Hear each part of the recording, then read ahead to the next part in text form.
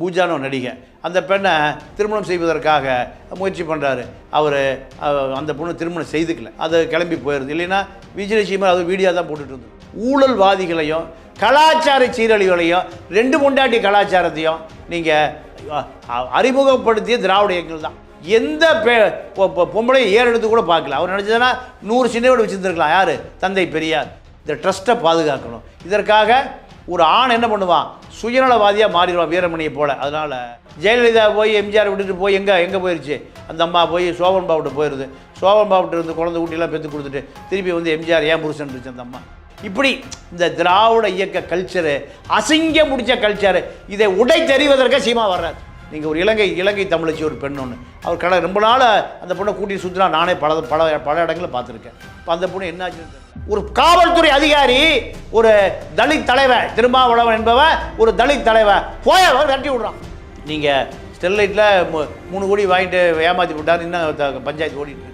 Sterlite போராட்டத்தை சீமா கடைசி வரைக்கும் போராடவே இல்லை. என்ன ஏன் ஆத்தூர் பகுதியில் நீங்கள் வளமான பகுதி, 1000 ஏக்கர் அரசு நிலத்தை மடக்கி வச்சிருக்காரு. நத்தம் சொன்னாங்க. சீமானுடைய தமிழ் தேசிய அரசியல் என்பது எங்கேருந்து ஆரம்பிக்குதுன்னா, எவன் பொட்டி கொடுத்தாலும் வாங்கிட்டு நீங்கள் கடையை காலி பண்ணுறது. என்ன காரணம் கேட்டிங்கன்னா, கருணாநிதியுடைய நண்பன் எம்ஜிஆர் முதலமைச்சரானார். எம்ஜிஆருடைய அப்பாட்டி ஜானகி ஜெயலலிதா சக்கரவர்த்திக்கு 2 முதலமைச்சரானாங்க. அப்போ இந்த சக்கரவர்த்திகிட்ட காலில் உள்ள டயரை தொட்டு கும்பிட்டவர் தான் யார்? ஓபிஎஸ் முதலமைச்சரானார். அப்போ ஓபிஎஸ்லேருந்து பதவியை ஆட்டையம் போட்டவர் தான் எடப்பாடி முதலமைச்சரானார். இப்படி எல்லாம் முதலமைச்சரான. ஆனால் 2 சிறுநீரகம் செயலிழந்து நீங்கள் மூத்திரவாளி வச்சுட்டு ஒருத்தர் அரசியல் பண்ணியிருப்பான உலகத்திலே ஒரே ஒரு ஆள் தான், தந்தை பெரியார் தான். அந்த ஈரோட்டு கிழவன் தான். எதுக்கு அரசியல் பண்ணான்? அப்போ அதே போல் இந்த இளைஞனை யாரை பார்க்குறான்? சீமானை பார்க்குறான். ஆனால் சீமா என்னவா இருக்கார்? நீங்கள் முழுக்க திரைப்பட, அதாவது கோடம்பாக்கத்து சீரழிவு கலாச்சாரத்துடைய மொத்த உருவமாக இருக்கு. கேரளாவில் இங்கே முழுக்க பிபிசி ஆவணப்படத்தை போட்டு வீதியாக காமிக்கிறான். ஆனால் இங்கே மோடிக்கு பயந்துட்டு ஸ்டாலின் போடவே மாட்டேன். தமிழ் தேசிய அரசியலை பிரபாகரன் படத்தை போடுறாரு தவிர, பிரபாகருடைய போராட்டத்தில் 5% கூட சீமா செஞ்சிருப்பாரா? அங்கே யாழ்மதின்னு ஒரு பொண்ணு, இப்போ பிரான்ஸ் இருக்கு அந்த பொண்ணு, அதை நூல் விட்டுட்டு அதை திருமணம் பண்ணுவதற்காக இவர் அதை லவ் பண்ணி பிரபாகரன் தான் கட்சி ஆரம்பிச்சு சொன்னார். பிரபாகரன் தான் புலியை சின்னம் போட்டு கொடுத்தாரு. 2 துப்பாக்கி புலி எல்லாம் இதெல்லாமே 100% பொய். என்ன காரணம் கேட்டிங்கன்னா, 2002 2003 இவருடைய அதிகபட்ச ஆசையை யாருக்கு? சீமானுடைய அதிகபட்ச லட்சியமே, நோக்கமே, கொள்கையே எது? இப்போ பாக்யராஜனும் தடா சந்திரசேகரன் தான் சீமானை இயக்குவது. குடிச்சிட்டு வாந்தி எடுத்துகிட்டு எந்திரிக்கவே முடியல, பேசவே முடியல. இன்றைக்கி அந்த நண்பருடைய தொலைபேசி எண் தர, நீங்கள் பேசுங்க. என்ன வேணால் யாராவது கேட்டாங்கன்னா வேணால் நம்ம ரெட்ரோலக்ஸ் நேயர்களுக்கு அந்த நம்பரை போட்டு எவ்வளோ பெரிய தகுதி இந்த மக்கள், எவ்வளோ விஷயத்தை உங்கள்கிட்ட எதிர்பார்க்கு. நீ மூக்கு முட்டை குடிச்சிட்டு வாந்தி எடுத்துகிட்டு தலை குப்புற கிடந்தீங்கன்னா, வாந்தி எடுத்து அது மேலேயே படுத்துட்டு கிடந்தீங்கன்னா நீ ஒரு தலைவன். இதெல்லாம் கேள்வி கேட்டதோ பார்த்ததோ இல்லை பத்திரிகையில் படித்ததோ இல்லை. நான் நேரடியாகவே இங்கே சம்மந்தப்பட்டது, நேரடியாகவே பார்த்தது. எங்களை யாரும் பேச முடியாது. இலங்கையில் சண்டை நடந்து, யுத்தம் நடந்து, குண்டை போட்டு குழந்தை குட்டியெல்லாம் சாவுது. பங்கர், அதாவது நீங்கள் தரையில் படுத்து கிடந்த பங்கர் மேலே பூண்டு வச்சு நவி உயிரோடு புதைக்கப்பட்டான் தமிழை. அப்படி என்ன பண்ணிட்டு இருந்தேன்? மாயாண்டி குடும்பத்தார் படத்துக்கு டப்பிங் பேசிகிட்டு இருந்தேன்.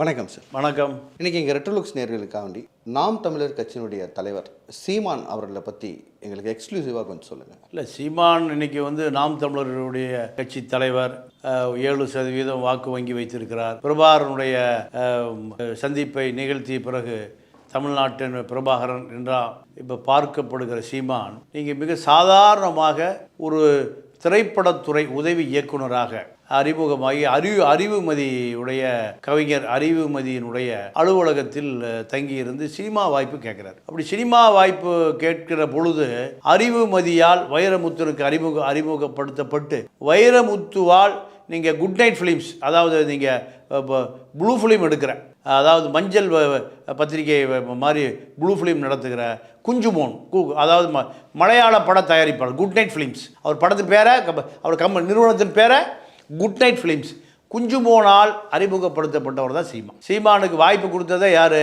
குஞ்சுமோன் தான். அப்போது குஞ்சுமோனால் அறிமுகப்படுத்தப்பட்ட சீமான் நீங்கள் முழுக்க முழுக்க நீங்கள் அறிவுமதி மூலம் தான் அரசியலுக்கு வர்றார். கவிஞர் அறிவுமதி. அவர் ஒரு நேர்மையான ஒரு கவிஞர், சினிமா பாடல் எழுதுகிற கவிஞர், ஈழ போராட்டத்தோடு இப்போ அமைதியாக இருக்கார். அவர் நினச்சிருந்தானா 100 வைரமுத்துனுக்கு இணையாக வந்திருப்பார். நிறைய பாட்டல் எழுதியிருக்காரு கவிஞர் அறிவுமதி. ஆமாம், நிறைய பாட்டல் எழுதியிருக்கார். நல்ல பேர். எனக்கு இப்போ சினிமா எனக்கு வந்து அதிகமாக எனக்கு ஈடுபாடு இல்லை, அதனால் எனக்கு சினிமா அவர் நிறைய சினிமா பாட்டல் எழுதியிருக்கார். ஆனால் சினிமாவுக்கு பாட்டு எழுதுவதில்லைன்னு நிறுத்திட்டார் அவர். சினிமாவுக்கு நீங்கள் வாயை வாடகைக்கு விடுகிற வைரமுத்துனை போல் அல்ல அவர். அவர் வந்து ஒரு கொள்கைவாதி. யார்? அறிவுமதி. அப்போது இங்கே இருக்கக்கூடிய எல்லா அனைத்து பாடலாசிரியர் அனைவருமே அறிவுமதியினுடைய தயாரிப்பு தான். அறிவுமதி வீட்டில் படுத்து கிடந்தவங்க தான் எல்லாருமே, சீமான் உட்பட. ஆனால் அவர் சினிமாவுக்கு பாட்டில் போயான்னு விட்டுட்டார். அப்போ அதிலிருந்து தான் திரைப்பட இயக்குனராக அவதாரம் எடுக்கிறார். அவதாரம் எடுத்த பிறகு நீங்கள் தம்பி படம், நீங்கள் தம்பி என்பது பிரபாருடைய பெயர் தம்பி. ஈழத்து இளைஞர்கள்லாம் தம்பின்னு சொல்லுவாங்க. அப்படி அதுதான் அவருடைய அடையாளப்படுத்தப்பட்ட படம். அந்த படத்துக்கு பூஜான்னு ஒரு நடிகை, சிங்கள பெண், அது பூஜான்னு ஒரு நடிகை. அந்த பெண்ணை திருமணம் செய்வதற்காக முயற்சி பண்ணுறாரு. அவர் அந்த பொண்ணு திருமணம் செய்துக்கல, அது கிளம்பி போயிடுது. இல்லைன்னா விஜயலட்சுமி அது வீடியோ தான் போட்டுட்டு வந்துருக்கணும். அப்போ பூஜா தப்பிச்சு போயிடுச்சு. பூஜா தப்பி போன பிறகு திரைப்படத்துறையில் விஜயலட்சுமி வந்து மாட்டுது. விஜயலட்சுமி திருமணம் செய்து கொள்கிறேன் என்று சொல்லி திருமணம் பண்ணாமையே திருமணம் பண்ணிக்கிறார். உதாரணத்திற்கு நீங்கள் அவர் ஈழப்பிரச்சனை கடுமையாக நடந்த பொழுது ராமேஸ்வரம் கூட்டத்தில் தான் அவருடைய அந்த பேச்சாற்றல் நீங்கள் சன் தொலைக்காட்சி மூலம் எல்லா மக்களுக்கும் போய் சேருது. அப்படி சேர்ந்த பிறகு தான் இவர் நீங்கள் திராவிட இயக்கம் ஏறக்குறைய 50 ஆண்டு காலமாக ஊழல்வாதிகளையும் கலாச்சார சீரழிவுகளையும் 2 பொண்டாட்டி கலாச்சாரத்தையும் நீங்கள் அறிமுகப்படுத்திய திராவிட இயக்கங்கள் தான். நீங்கள் இவன் பொண்டாட்டி அவனோட இருப்பா, அவன் பொண்டாட்டி இவனோட இருப்பா. நீங்கள் முழுக்க பார்த்தீங்கன்னா அண்ணா சொல்வார், திராவிட இயக்கத்தினுடைய பிதாமகன் அவர் தான். திராவிட இயக்கத்தை உடைத்து விட்டு நீங்கள் திராவிட முன்னேற்ற கழகம் ஆக்கியவர். நீங்கள் அதற்கு முன்பு தந்தை பெரியாரை பொறுத்தவரை நீங்கள் 58 வயதில் நம்ம நாகம்மை பெரியாருடைய முதல் மனைவி இறந்து போகிறாங்க. இறந்து போன பிறகு 72 தான் மணியம்மையை திருமணம் செய்கிறார். அப்போ இடைப்பட்ட காலம் என்பது நீங்கள் ஏறக்குறைய கிட்டத்தட்ட 20 ஆண்டு காலம் எந்த பொம்பளையை ஏறெடுத்து கூட பார்க்கல. அவர் நினச்சதுன்னா 100 சின்ன வீடு வச்சுருந்துருக்கலாம். யார்? தந்தை பெரியார். அவர் எந்த பெண்ணையும் ஏறெடுத்தே பார்க்காமல் அவர் நீங்கள் 72 வயதில் தான் மணியம்மையை திருமணம் செய்கிறார். திருமணம் ஏன் செய்கிறாருன்னு கேட்டிங்கன்னா, இந்த இயக்கத்தை எடுத்து நடத்திட்டு போகணும், இந்த கொள்கையை கொண்டு போகணும், இந்த பணத்தை பாதுகாக்கணும், இந்த ட்ரஸ்ட்டை பாதுகாக்கணும். இதற்காக ஒரு ஆண் என்ன பண்ணுவான்? சுயநலவாதியாக மாறிடுவான், வீரமணியை போல். அதனால் நீங்கள் மணியம்மையை எத்தனை ஆண்டு காலம்?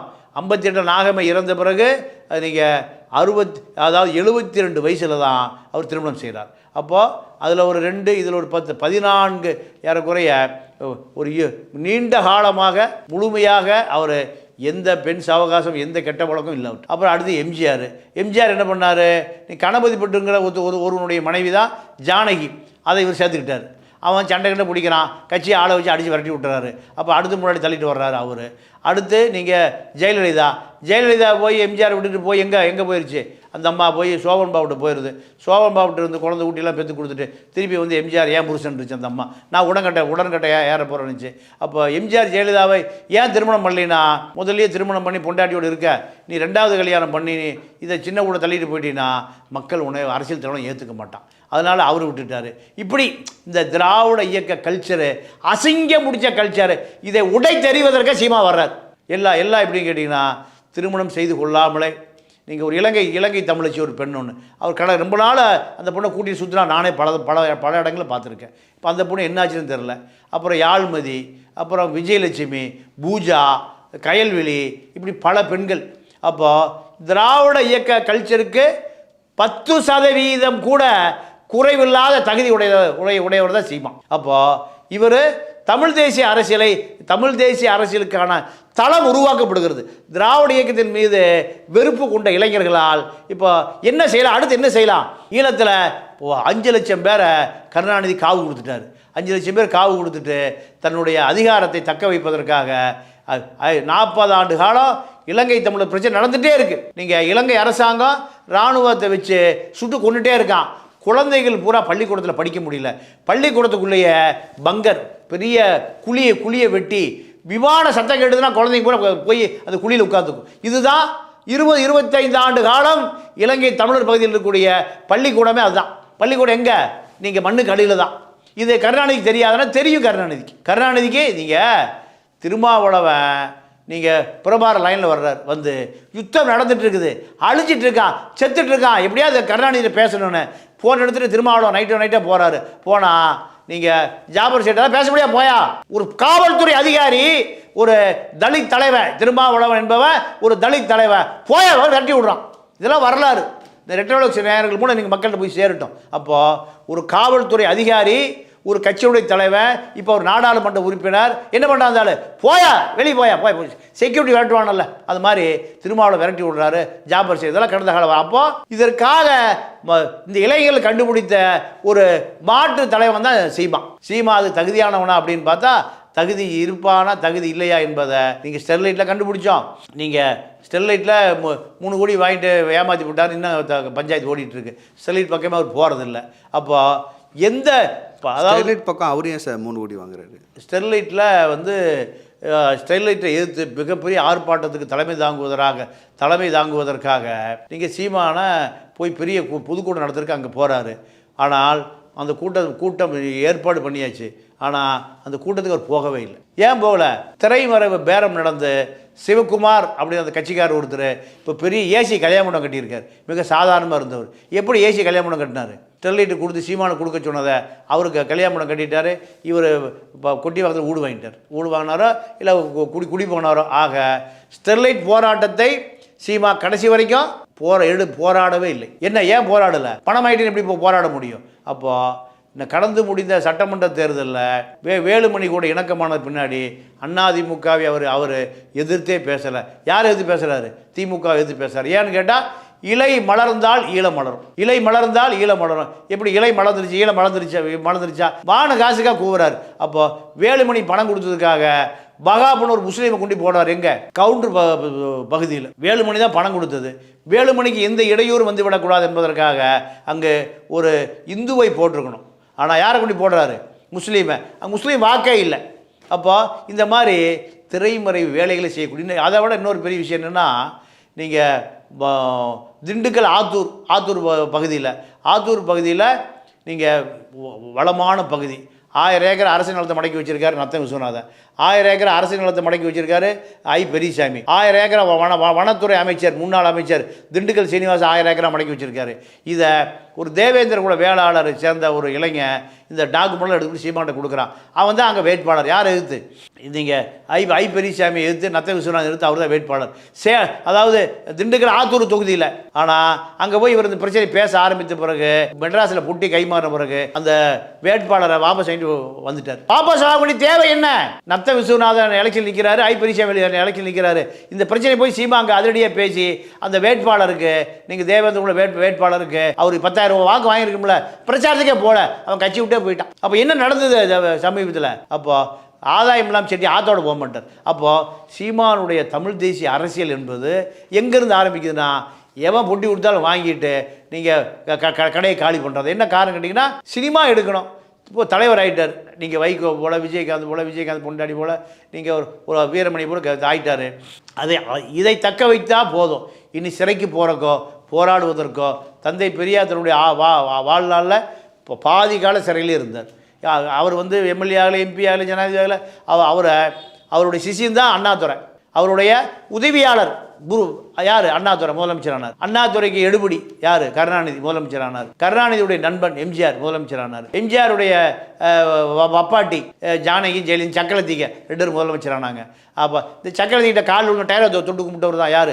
ஓபிஎஸ் முதலமைச்சரானார். அப்போ ஓபிஎஸ் இருந்து பதவியை ஆட்டையை போட்டவர் தான் எடப்பாடி முதலமைச்சரானார்.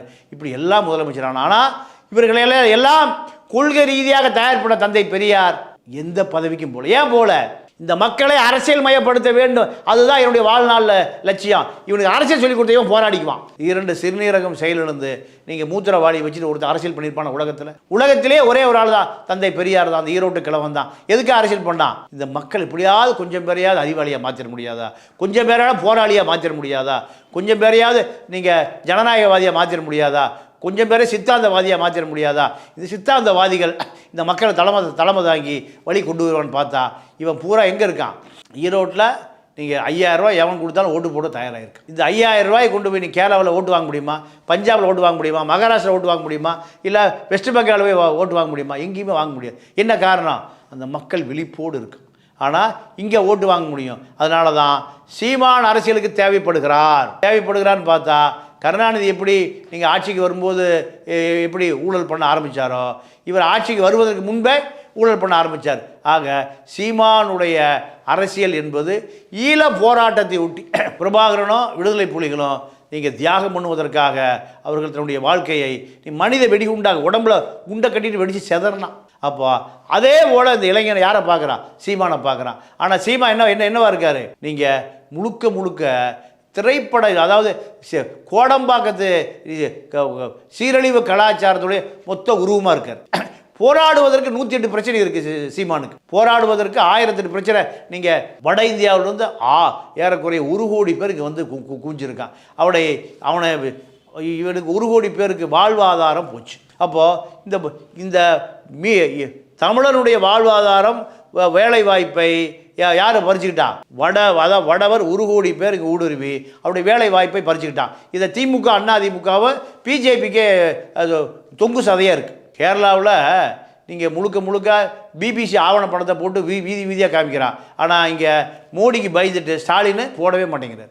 அதிமுக பிஜேபி நேரடியாக இருந்தது, திமுக மறைமுகமாக இருக்கிறது. அப்போ யாருக்கு வேலை அதிகமாக இருக்குது? சீமானுக்கு வேலை அதிகமாக இருக்குது. சீமா செய்கிறாரா? இல்லை.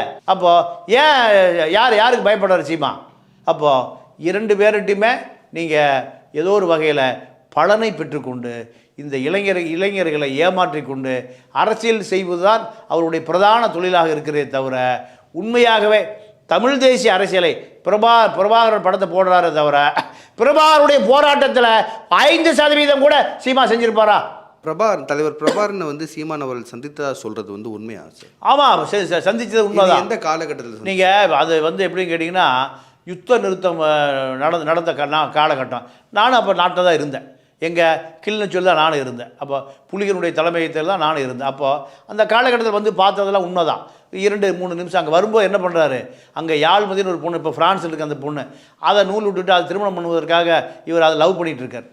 இந்த தகவல் தலைவருக்கு தெரிஞ்ச பிறகு தலையில் அடிச்சுட்டு, இவனுக்கு சினிமாக்காரன் முறை இப்படி தான் வந்த போகிறதுக்கு பொம்பளை செட் பண்ணுறதான் வேலையாக இருக்கணும், இவங்களை சீக்கிரம் அனுப்பி விடுங்குவார். அப்போது உடனடியாக பிரபாகரன் கூட அனுப்பி ஒரு ஃபோட்டோ எடுத்து திருப்பி அனுப்பிச்சி விட்டுறாங்க. இதுதான். அதாவது யாரெல்லாம் போகிறாங்க? ராஜ்கிரண், மகேந்திரன், புகழேந்தி தங்கராஜ், திருமாவளவன், இப்படி நிறைய எல்லாத்தையுமே அவங்க வர சொல்லி பார்க்குறாங்க. யார்? புலிகள். என்ன காரணம்? அவர்களுக்கு பிடித்தமானவர்களை போல வர சொல்லி பார்க்குறாங்க. நானும் தான் அங்கே இருந்தேன். அந்த காலகட்டத்தில் தான் இதெல்லாம் நடந்தது. ஆனால் இதை வைத்துக்கொண்டு பிரபாகரன் தான் கட்சி ஆரம்பிக்க சொன்னார். பிரபாகரன் தான் புலியை சின்னம் போட்டு கொடுத்தாரு. 2 துப்பாக்கி புலி எல்லாம் இதெல்லாமே 100% பொய். என்ன காரணம் கேட்டிங்கன்னா, சீமான் உட்கார்ந்து அரசியல் பேசுகிற அளவுக்கு சீமான் மீது புலிகளுக்கு ஒரு பார்வை இருந்ததில்லை. என்ன காரணம் கேட்டிங்கன்னா, இப்போ இவர் அரசியல் பண்ணுறாரு. ஆனால் 2002, 2003 இவருடைய அதிகபட்ச ஆசையை விஜயகாந்த் கட்சியில் சேர்ந்து ஒரு எம்எல்ஏ ஆகணும். யாருக்கு? சீமானுடைய அதிகபட்ச லட்சியமே, நோக்கமே, கொள்கையே எது? விஜயகாந்த் கட்சியில் சேர்ந்துடணும். அதுதான் அதுக்கு பொண்டாட்டிக்கு கட்டிங் கொடுக்கணும். யார்? விஜயகாந்த் பொண்டாட்டிக்கு. நீங்கள் மைக்கேல் ராயப்பனை போல், அருண் பாண்டியன் இவங்களை போல் நீங்கள் பணம் கொடுத்தா தான் நம்ம சீட்டு கொடுக்கும். அப்போ இதுதான் அன்றைக்கு நிலைமை. அதனால் சீமானோட பணம் இல்லை. குட் நைட் ஃபிலிம்ஸு குஞ்சு போட்டு தான் காசு வாங்கி கொடுக்கணும், இல்லைன்னா குட் நைட் ஃபிலிம்ஸில் நடிக்கணும். அப்போது இதுதான் அன்றைக்கி நிலைமை. அப்போது சீமானோட காசு இல்லாதனால அந்த ஆசை நிறைவேறலை. அதனால தான் நீங்கள் ஈழ போராட்டத்தை திராவிட இயக்கம் மிகப்பெரிய துரோகம் பண்ணிட்டான். இந்த துரோகத்தை உடைக்கணுங்கிறக்காகத்தான் தமிழ் தேசியவாதிகள் பூரா சேர்ந்து ஒரு அமைப்பை உருவாக்குறான். அமைப்பை உருவாக்குறதுல சீமான் வந்து தலைமை ஒருங்கிணைப்பாளர் தான், தலைவர் கிடையாது. பல பேருடைய கூட்டு முயற்சி. அந்த கூட்டு முயற்சியில் நீங்கள் கரையான் புற்று வைக்க, நீங்கள் கரையான்லாம் சேர்ந்து புற்று வச்ச கருணாகம் பூந்து கொள்ளும், அந்த கரையானை பிடிச்சி சாப்பிட்டோம். அதே போல் நீங்கள் அந்த தமிழ் தேசிய அரசியலை ஆரம்பிப்பதற்காக ஆரம்பிக்கப்பட்ட பேரில் நீங்கள் ஒரு ஆள் கூட நீங்கள் இல்லை.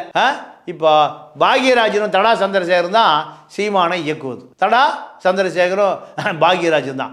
இவர்களை மீறி சீமா எதுவுமே பண்ண முடியாது. இவருக்கு இந்த மலேசியாவிலேருந்துலாம் வந்து பொருளுதவி வருது அப்படிலாம் சொல்லப்படுறது உண்மையா? எல்லா பக்கம் நீங்கள் திராவிட இயக்கத்தை எதிர்க்கக்கூடிய, திராவிட இயக்கத்தை ஒழிக்கக்கூடிய, புறக்கணிக்கக்கூடிய இளைஞர்கள் பூரா சீமானை ஆதரிக்க. எப்படி சீமான் ஆதரிக்கிறான்னா, இவர் தமிழ் தேசிய தளத்தை தமிழர்களுக்கான ஒரு அதிகார மையமாக மாறுவார் அப்படின்னு அவன் எதிர்பார்க்குறான், நம்புகிறான். அது இயற்கை தானே.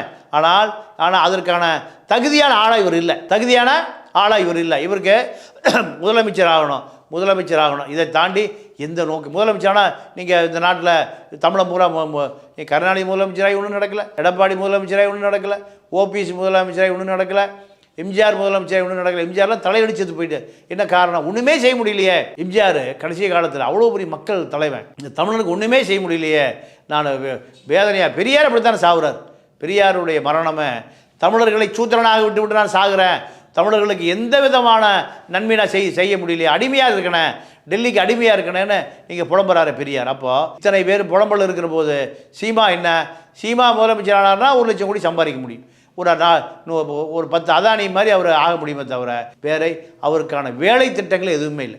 ஈழ போராட்டத்துக்காக சீமா இன்னைக்கு வரைக்கும் எத்தனை ஆர்ப்பாட்டம் பண்ணார், எத்தனை போராட்டம் பண்ணார். ஈழ போராட்டத்தில் தான் இவருடைய அடையாளமே. 2009 ஈழ போராட்டம் முடிந்த பிறகு நீங்கள் ஈழ தலைவர்களை கூப்பிட்டு பேசினாரா? இல்லை. லைக்கா சுபாஷகரனை கூப்பிட்டு பேசுவார். எதுக்கு பொட்டி வாங்குறார்? ஈழ தயாரிப்பாளர்களை கூப்பிட்டு பணம் வாங்கிக்குவார். இதுதான். இதை தாண்டி எந்த விதமான வேலை திட்டங்களும் இல்லை. ஈழத்தமிழனை ஒன்று திரட்டக்கூடிய தகுதியும் இல்லை. இப்போ ஆரம்பத்தில் வந்து இவர் விடுதலை புலிகள் அப்படின்னு சொல்லிட்டு முன்னோக்கி கொண்டு போனார். அப்போ பார்த்தீங்கன்னா உலகத்தில் இருக்கக்கூடிய புலம்பெயர்ந்த தமிழர்கள் வந்து ஆதரவு தெரிவித்தாங்க. அங்கேயும் நிறைய மீட்டிங்லாம் அவர் போய் பண்ணிட்டு வந்தார். சில இடங்களில் வந்து சீமானுடைய முகத்திரை கிழிந்து விட்டது. அந்த மீட்டிங்கில் கூட இல்லை ஒரு உண்மையான தலைவர் கிடையாது அப்படின்னு சில பேர் சொல்லியதாகவும், இல்லை சில பேர் வந்து இவரை வந்து அக்செப்ட் பண்ணிட்டு, அதாவது ஆமாம் இவர் நமக்காண்டி போராடுறார் அப்படின்னு சொல்லிட்டு பொருளுதவிலாம் செய்கிறாங்க அப்படின்றது. ஆனால் அவருடைய முகத்திரை இன்னமும் வந்து அங்கே வந்து ஒரு நல்ல ஒரு பார்வையில் இருக்கா? இது எப்படி இருக்கு? இல்லை, அவர் ஒரு தொலைக்காட்சிக்கு பேட்டிக்காக போகிறார். எனக்கு நேரடியாக நண்பர் ஃப்ரான்ஸ்லேருந்து நண்பர்கள் சொன்னது, குடிச்சிட்டு வாந்தி எடுத்துகிட்டு எந்திரிக்கவே முடியல, பேசவே முடியல. இன்றைக்கி அந்த நண்பருடைய தொலைபேசி எண் தரேன், நீங்கள் பேசுங்க. நான் வேணால் யாராவது கேட்டாங்கன்னா வேணால் நம்ம ரெட்ரோலக்ஸ் நேயர்களுக்கு அந்த நம்பரை போட்டு விடுவோம். அவங்க நேரடியாக சொன்னது, ஒரு தலைவன், புலி அடையாளம் கொண்ட ஒரு தலைவன், நீங்கள் தமிழ் தேசிய ஒரு 20 லட்சம் இளைஞர்கள் ஃபாலோ பண்ணுறான், நீ போய் குடிச்சிட்டு வாந்தி எடுத்துட்டு ஃப்ளாட் ஆகி ஒரு செய்தியை வந்து மக்கள்கிட்ட சொல்ல முடியலன்னா அப்போ உனக்கு என்ன தகுதி இருக்குது? எவ்வளோ பெரிய தகுதி, இந்த மக்கள் எவ்வளோ விஷயத்தை உன்னை எதிர்பார்க்குறான். நீ மூக்கு முட்டை குடிச்சிட்டு வாந்தி எடுத்துட்டு தலை குப்புற கிடந்தீங்கன்னா, வாந்தி எடுத்து அது மேலேயே படுத்துட்டு கிடந்தீங்கன்னா நீ ஒரு தலைவனா? நீங்கள் ஈழ போராட்டம் உச்சகட்டம் பாண்டிச்சேரி ஜெயிலில் இருந்தாலும் கிடக்கிறார். பாண்டிச்சேரி ஜெயிலில் நான் போய் பார்க்குறேன். பார்க்கும்போது நான் மட்டும் தனியாக இல்லை, தமிழண்டி கலைக்கூடத்தை கூட்டிகிட்டு போகிறேன், தமிழண்டி ஓனர் கூட்டிகிட்டு போகிறேன், நீ விடுதலை செய்தி துணை பொதுச்சாக இருக்கிற வன்னியரசை கூட்டிகிட்டு போகிறேன். இப்படி 3-4 பேரை கூட்டிகிட்டு போய் 2009 சிறையில் பாண்டிச்சேரி சிறையில் இருக்கார். அப்போது திராவிட கழக லோக ஐயப்பன் டெய்லி ஒரு ஃபுல் பாட்டில் கொண்டு கொடுப்பார். ஃபுல் பாட்டில் 500 ரூபா வீட்டு சாப்பாடு. எங்கே? பாண்டிச்சேரி சிறையில். இதெல்லாம் வந்து கேள்வி கேட்டதோ பார்த்ததோ இல்லை இப்போ பத்திரிகையில் படித்ததில்லை, நான் நேரடியாகவே நீங்கள் சம்மந்தப்பட்டது, நேரடியாகவே பார்த்தது. என்கிட்ட யாரும் பேச முடியாது. என்ன எனக்கிட்ட இந்த மாதிரி 1000 மடங்கு கதை என்கிட்ட இருக்குது. நேரடியாகவே நான் பங்குப்பட்டது. அப்போது ரிலீஸை நீங்கள் இவரை வந்து சேலம் தங்கபாலு நாடாளுமன்ற தொகுதியில் போட்டியிடுவதற்காக நாமினேஷன் தாக்கல் பண்ண சொன்னால் இவர் நீங்கள் பேரம் பேசிட்டு போகாமல் நேராக போய் ரிலீஸ் ஆன பிறகு, அவர் ஜெயிலிருந்து விடுதலையான பிறகு நேராக போய் ஒரு பாரில் போய் மூக்கு முட்டை தண்ணி அடிச்சுட்டு அந்த ஒரு கார் ஒன்று வச்சுருந்த நீளமான கார், ஃபோர்டு எண்டோவர் கார், அதில் மாயாண்டி குடும்பத்தாரும் படம் வந்தது. அதுக்கு டப்பிங் பேசுறதுக்கு போயிட்டுருக்கார். அங்கே என்ன நடக்குது? இலங்கையில் சண்டை நடந்து யுத்தம் நடந்து குண்டை போட்டு குழந்தை குட்டியெல்லாம் சாவுது. பங்கர், அதாவது நீங்கள் தரையில் படுத்து கிடந்த பங்கர் மேலே புல்டு வச்சு நவி உயிரோடு புதைக்கப்பட்டான் தமிழை. அப்படி என்ன பண்ணிட்டு இருந்த? மாயாண்டி குடும்பத்தார் படத்துக்கு டப்பிங் பேசிகிட்டு இருந்த நீ வந்து தமிழனுக்கான தலைவனா? அப்போது இதெல்லாம் நான் விமர்சனமாக வைக்கிறேன். எப்படி விமர்சனம்னா, நடந்த உண்மைகளை சொல்லுவதற்கு யாருக்குமே எனக்கு தைரியம், தெம்பு, திராணி இல்லை. அப்போ என்ன ஏன் காரணம் கேட்டிங்கன்னா, சீமா ஒரு பெரிய தலைவர், சீமானை நம்ம பகிச்சிக்கூடாது. எனக்கு பகிச்சிக்க வேண்டிய ஒன்று எனக்கு தேவையே இல்லை. எனக்கு தெரிந்த செய்தியை தமிழனுக்கு சொல்ல வேண்டும், தமிழரிடம் இந்த கருத்து போய் சேர வேண்டும் என்பதை தவிர எனக்கு எந்த நோக்கம் இல்லை. உண்மையை யாரும் புதைகுழிகளை போட்டு மூடிடக்கூடாது, உண்மையை வந்து யாரும் கொண்டுடக்கூடாது. எனக்கு தெரிந்த உண்மைகளை மக்கள்கிட்ட கொண்டு போய் சேர்க்குறேன். ரெட்டவளக்கு சேகரிக்கும் போல மக்களிடம் இந்த கருத்து போகிற பொழுது பல ஆண்டு காலம் மக்களுக்கு யாரும் சொல்லாத தகவலை, தெரியாத விஷயங்களை கொண்டு போய் சேர்ப்பது தான் ஒரு ஊடகவியலாளனுடைய பணி என்பதை தாண்டி எனக்கு எந்த நோக்கமும் இல்லை. நன்றி சார். நன்றி, வணக்கம்.